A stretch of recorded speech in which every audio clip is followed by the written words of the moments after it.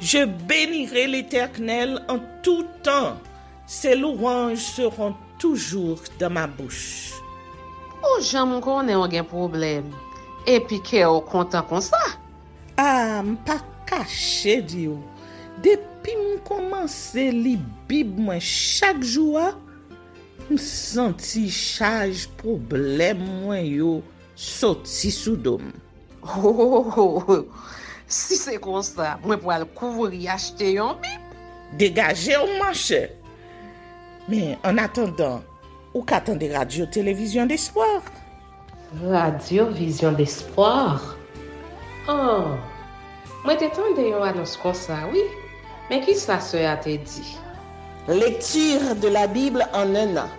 Une émission qui vous accompagne à la découverte des trésors cachés de la parole de Dieu sur Radio Télévision d'Espoir. Chaque jour de 11h à 11h30 du matin, excepté mercredi 5h30, 6h de l'après-midi, samedi 7h30, 8h du matin, avec les sœurs Chantal Saint-Hubert, Claude Louis Orisma et votre servante Maudeline Maurice Hilaire.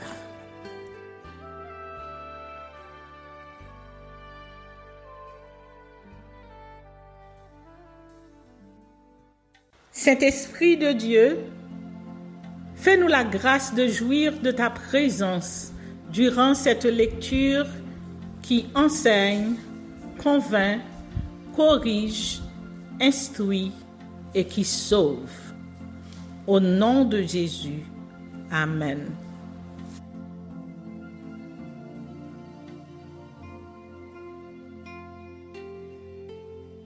Genèse chapitre 16. Agar. Sarai, femme d'Abraham, ne lui avait point donné d'enfant. Elle avait une servante égyptienne nommée Agar. Et Sarai dit à Abraham, « Voici, l'Éternel m'a rendu stérile. Viens, je te prie, vers ma servante. Peut-être aurai-je par elle des enfants. » Abraham écouta la voix de Sarai.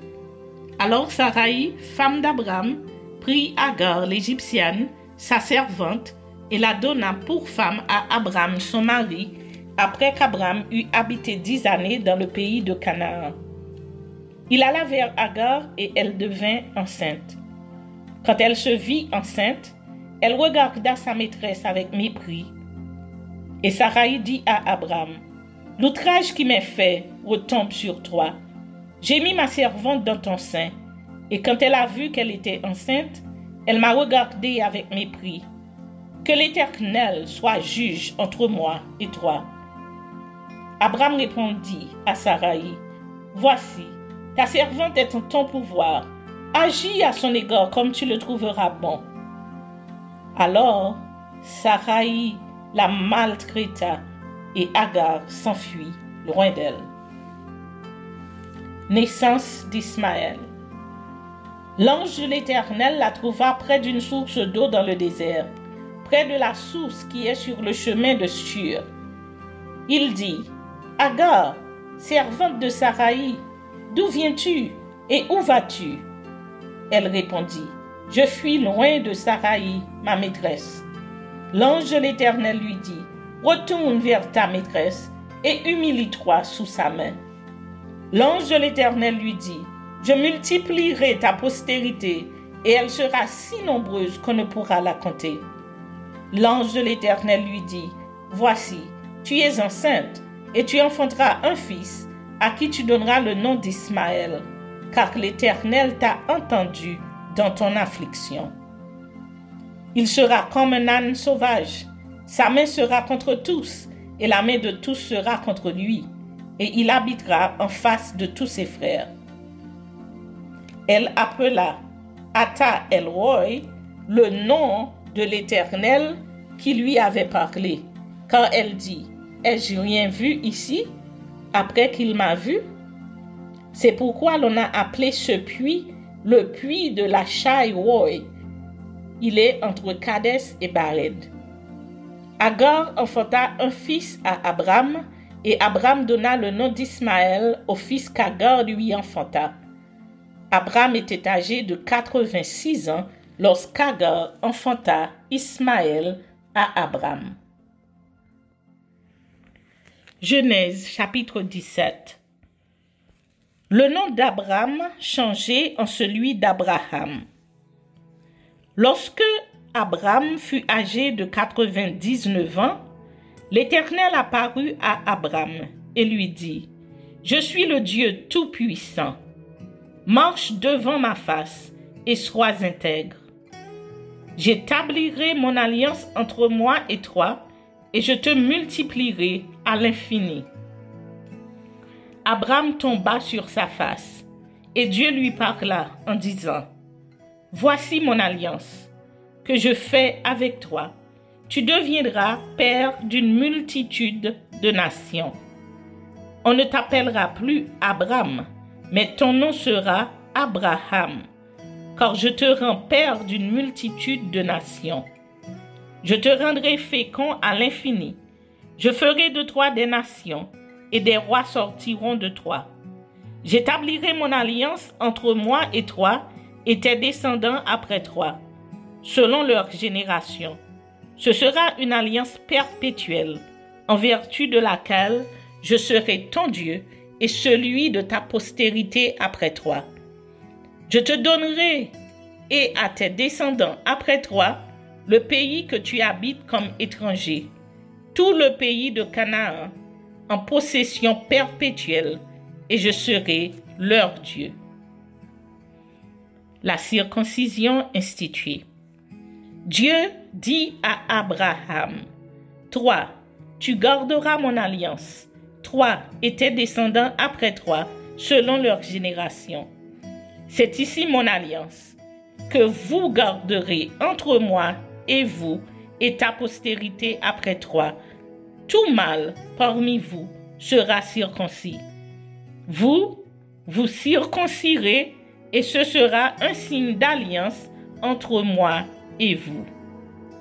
À l'âge de 8 jours, tout mâle parmi vous sera circoncis, selon vos générations, qu'il soit né dans la maison ou qu'il soit acquis à prix d'argent, de tout fils d'étranger sans appartenir à ta race. On devra circoncire celui qui est né dans la maison et celui qui est acquis à prix d'argent. Et mon alliance sera dans votre chair une alliance perpétuelle. Un mâle incirconcis qui n'aura pas été circoncis dans sa chair sera exterminé du milieu de son peuple. Il aura violé mon alliance. Dieu dit à Abraham, « Tu ne donneras plus à Saraï, ta femme, le nom de Saraï, mais son nom sera Sarah. Je la bénirai et je te donnerai d'elle un fils.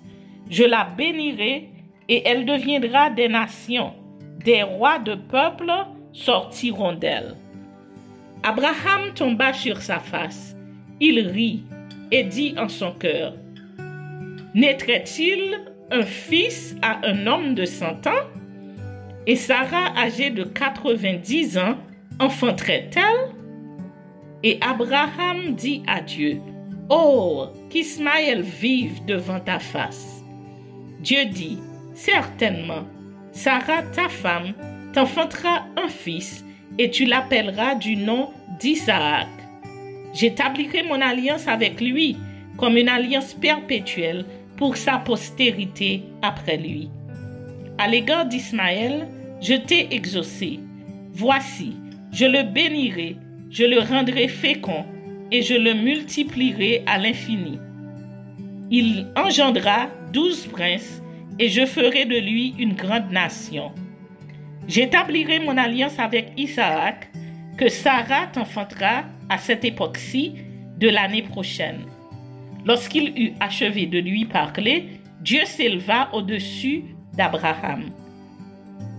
Abraham prit Ismaël, son fils, tous ceux qui étaient nés dans sa maison et tous ceux qu'il avait acquis à prix d'argent, tous les mâles parmi les gens de la maison d'Abraham, et il les circoncis ce même jour, selon l'ordre que Dieu lui avait donné. Abraham était âgé de 99 ans lorsqu'il fut circoncis. Ismaël, son fils, était âgé de 13 ans lorsqu'il fut circoncis. Ce même jour, Abraham fut circoncis, ainsi qu'Ismaël, son fils. Et tous les gens de sa maison, nés dans sa maison, ou à qui a pris d'argent des étrangers, furent circoncis avec lui.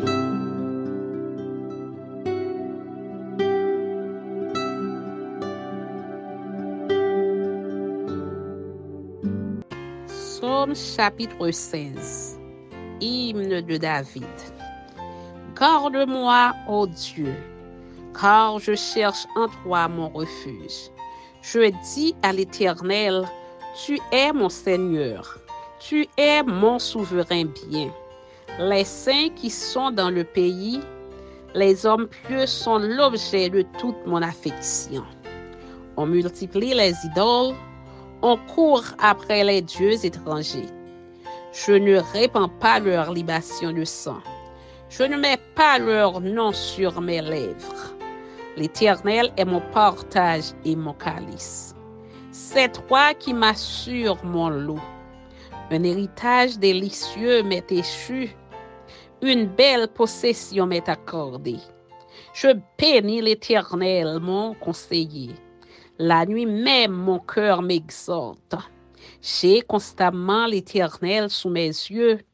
Quand il est à ma droite, je ne chancelle pas. Aussi mon cœur est dans la joie, mon esprit dans l'allégresse, et mon corps repose en sécurité. Car tu ne livreras pas mon âme au séjour des morts. Tu ne permettras pas que ton bien-aimé voie la corruption. Tu me feras connaître le sentier de la vie. Il y a d'abondantes joies devant ta face, des délices d'Éternel à ta droite. Amen.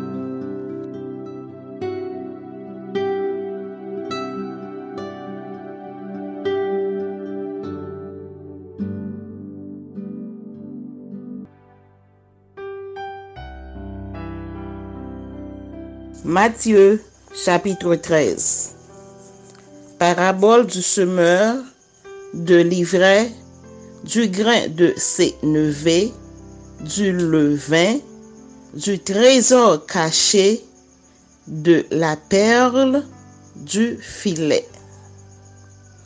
Ce même jour, Jésus sortit de la maison et s'assit au bord de la mer. Une grande foule s'étant assemblée auprès de lui, il monta dans une barque et il s'assit.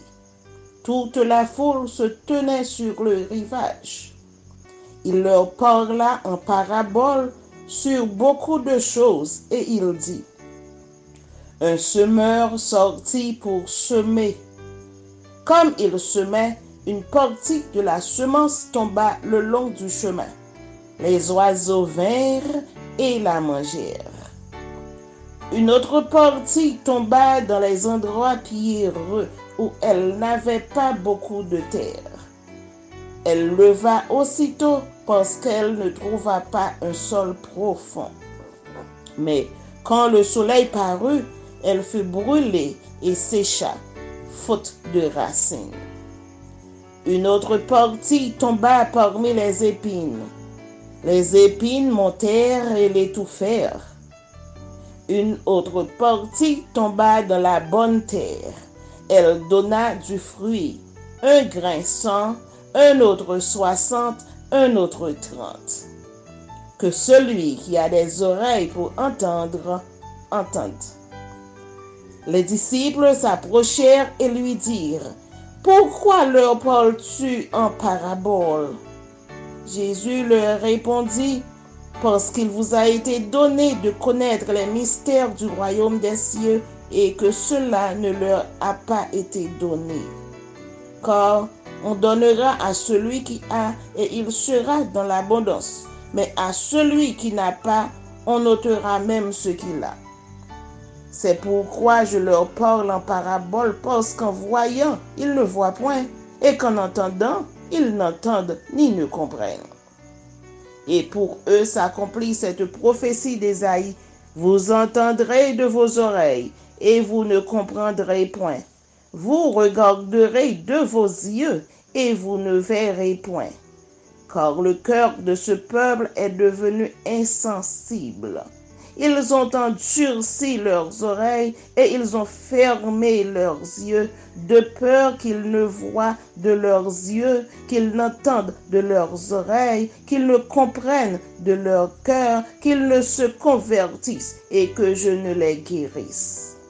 Mais heureux vos yeux parce qu'ils voient et vos oreilles parce qu'elles entendent.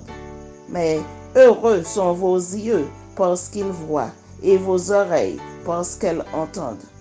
Je vous le dis en vérité, beaucoup de prophètes et de justes ont désiré voir ce que vous voyez et ne l'ont pas vu, entendre ce que vous entendez et ne l'ont pas entendu. Vous donc, écoutez ce que signifie la parabole du semeur. Lorsqu'un homme écoute la parabole du royaume et ne la comprend pas, le malin vient et enlève ce qui a été semé dans son cœur. Cet homme est celui qui a reçu la semence le long du chemin. Celui qui a reçu la semence dans les endroits pierreux, c'est celui qui entend la parole et la reçoit aussitôt avec joie. Mais il n'a pas de racine en lui-même, il manque de persistance et dès que survient une tribulation ou une persécution à cause de la parole, il y trouve une occasion de chute. Celui qui a reçu la semence parmi les épines, c'est celui qui entend la parole, mais en qui les soucis du siècle et la séduction des richesses étouffent cette parole et la rendent infructueuse. Celui qui a reçu la semence de la bonne terre, c'est celui qui entend la parole et la comprend. Il porte du fruit et un grain en donne 100, un autre 60, un autre 30. Il leur proposa une autre parabole et il dit, le royaume des cieux est semblable à un homme qui a semé une bonne semence dans son champ.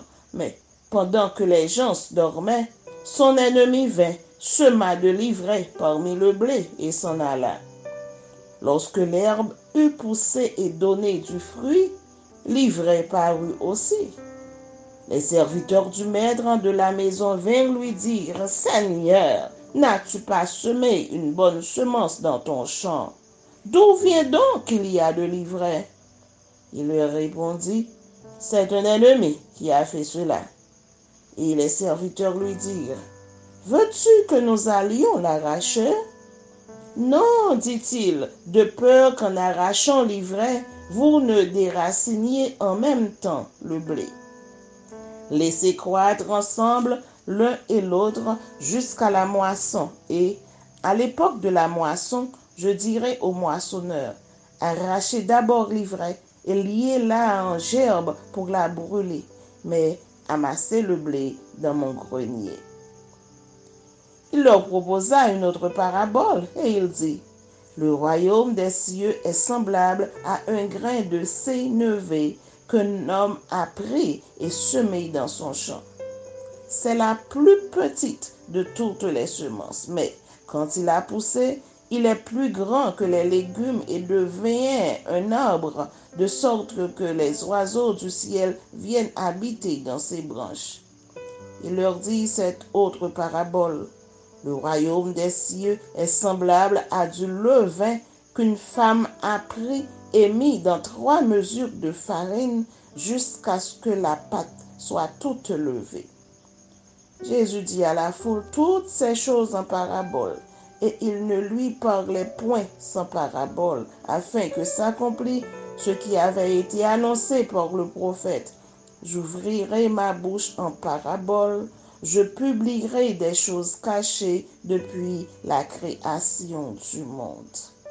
Alors, il renvoya la foule et entra dans la maison. Ses disciples s'approchèrent de lui et dirent, « explique-nous la parabole de l'ivraie du champ.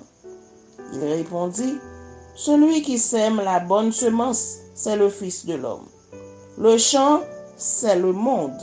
La bonne semence, ce sont les fils du royaume. L'ivraie, ce sont les fils du malin. L'ennemi qui l'a semé, c'est le diable. La moisson, c'est la fin du monde. Les moissonneurs, ce sont les anges. Or, comme on arrache l'ivraie et qu'on la jette au feu, il en sera de même à la fin du monde. Le Fils de l'homme enverra ses anges qui arracheront de son royaume tous les scandales et ceux qui commettent l'iniquité. Et ils les jetteront dans la fournaise ardente où il y aura des pleurs et des grincements de dents. Alors les justes resplendiront comme le soleil dans le royaume de leur Père. Que celui qui a des oreilles pour entendre, entende. Le royaume des cieux est encore semblable à un trésor caché dans un champ. L'homme qui l'a trouvé le cache et, dans sa joie, il va vendre tout ce qu'il a et achète ce champ. Le royaume des cieux est encore semblable à un marchand qui cherche de belles perles. Il a trouvé une perle de grand prix et il est allé vendre tout ce qu'il avait et l'a acheté. Le royaume des cieux est encore semblable à un filet jeté dans la mer et ramassant des poissons de toute espèce. Quand il est rempli, les pêcheurs le tirent et, après s'être assis sur le rivage, ils mettent dans des vases ce qui est bon et ils jettent ce qui est mauvais. Il en sera de même à la fin du monde. Les anges viendront séparer les méchants d'avec les justes et ils les jetteront dans la fournaise ardente où il y aura des pleurs et des grincements de dents. Avez-vous compris toutes ces choses? Oui, répondirent-ils, et il leur dit, c'est pourquoi tout scribe instruit de ceux qui regardent le royaume des cieux est semblable à un maître de maison qui tire de son trésor des choses nouvelles et des choses anciennes. Jésus à Nazareth. Incrédulité des habitants. Lorsque Jésus eut achevé ses paraboles, il partit de là. S'étant rendu dans sa patrie, il enseignait dans la synagogue, de sorte que ceux qui l'entendirent étaient étonnés et disaient, d'où lui viennent cette sagesse et ces miracles? N'est-ce pas le fils du charpentier? N'est-ce pas Marie qui est sa mère? Jacques, Joseph, Simon et Jude, ne sont-ils pas ses frères? Et sœurs, ne sont-elles pas toutes parmi nous? D'où lui viennent donc toutes ces choses? Et il était pour eux une occasion de chute. Mais Jésus leur dit, un prophète n'est méprisé que dans sa patrie et dans sa maison. Et il ne fit pas beaucoup de miracles dans ce lieu à cause de leur incrédulité. Matthieu, chapitre 14. Mort de Jean-Baptiste. En ce temps-là, Hérode le tétrarque, ayant entendu parler de Jésus, dit à ses serviteurs, c'est Jean-Baptiste, il est ressuscité des morts et c'est pour cela qu'il se fait par lui des miracles. Car Hérode, qui avait fait arrêter Jean, l'avait lié et mis en prison à cause d'Hérodias, femme de Philippe, son frère, parce que Jean lui disait, il ne t'est pas permis de l'avoir pour femme. Il voulait le faire mourir, mais il craignait la foule parce qu'elle regardait Jean comme un prophète. Or, lorsqu'on célébra l'anniversaire de la naissance d'Hérode, la fille d'Hérodias dansa au milieu des convives et plut à Hérode, de sorte qu'il promit avec serment de lui donner ce qu'elle demanderait. À l'instigation de sa mère, elle dit, « Donne-moi ici, sur un plat, la tête de Jean-Baptiste. » Le roi fut attristé, mais à cause de ses serments et des convives, il commanda qu'on la lui donne et il envoya décapiter Jean dans la prison. Sa tête fut apportée sur un plat et donnée à la jeune fille qui la porta à sa mère. Les disciples de Jean vinrent prendre son corps et l'ensevelir, et ils allèrent l'annoncer à Jésus. Multiplication des pains. À cette nouvelle, Jésus partit de là dans une barque pour se retirer à l'écart dans un lieu désert, et la foule, l'ayant su, sortit des villes et le suivit à pied. Quand il sortit de la barque, il vit une grande foule et fut ému de compassion pour elle, et il guérit les malades. Le soir étant venu, les disciples s'approchèrent de lui et dirent, « Ce lieu est désert et l'heure est déjà avancée. Renvoie la foule afin qu'elle aille dans les villages pour s'acheter des vivres. » Jésus leur répondit, « Ils n'ont pas besoin de s'en aller. Donnez-leur vous-même à manger. » Mais ils lui dirent, « Nous n'avons ici que 5 pains et 2 poissons. » Et il dit, « Apportez-les-moi. » Il fit asseoir la foule sur l'herbe, prit les 5 pains et les 2 poissons, et, levant les yeux vers le ciel, il rendit grâce. Puis il rompit les pains et les donna aux disciples qui les distribuèrent à la foule. Tous mangèrent et furent rassasiés, et l'on emporta 12 paniers pleins des morceaux qui restaient. Ceux qui avaient mangé étaient environ 5000 hommes, sans les femmes et les enfants. Jésus marche sur les eaux. Guérison à Génézareth. Aussitôt après, il obligea les disciples à monter dans la barque et à passer avant lui de l'autre côté, pendant qu'il renverrait la foule. Quand il l'eut renvoyé, il monta sur la montagne pour prier à l'écart. Et comme le soir étant venu, il était là seul. La barque, déjà au milieu de la mer, était battue par les flots, car le vent était contraire. À la 4e veille de la nuit, Jésus alla vers eux, marchant sur la mer. Quand les disciples le virent marcher sur la mer, ils furent troublés et dirent, « C'est un fantôme. » Et dans leur frayeur, ils poussèrent des cris. Jésus leur dit aussitôt, « Rassurez-vous, c'est moi, n'ayez pas peur. » Pierre lui répondit, « Seigneur, si c'est toi, ordonne que j'aille vers toi sur les eaux. » Et il dit, « Viens. » Pierre sortit de la barque et marcha sur les eaux pour aller vers Jésus.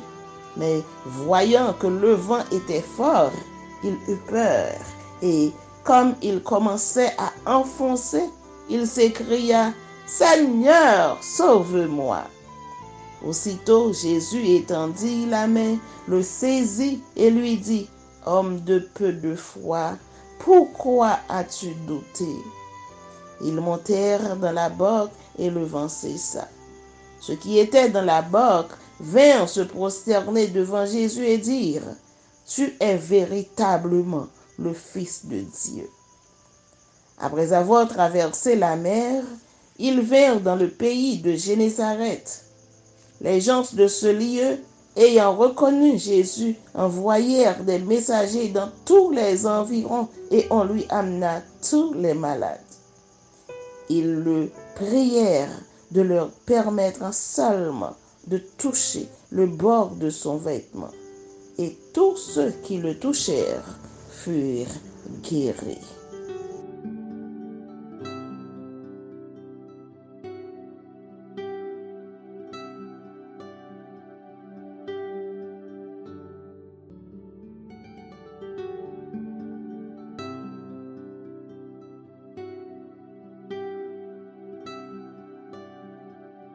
Merci Seigneur de nous donner le discernement dans la lecture de ta parole, que nous y prêtions attention afin d'appliquer notre cœur à la sagesse.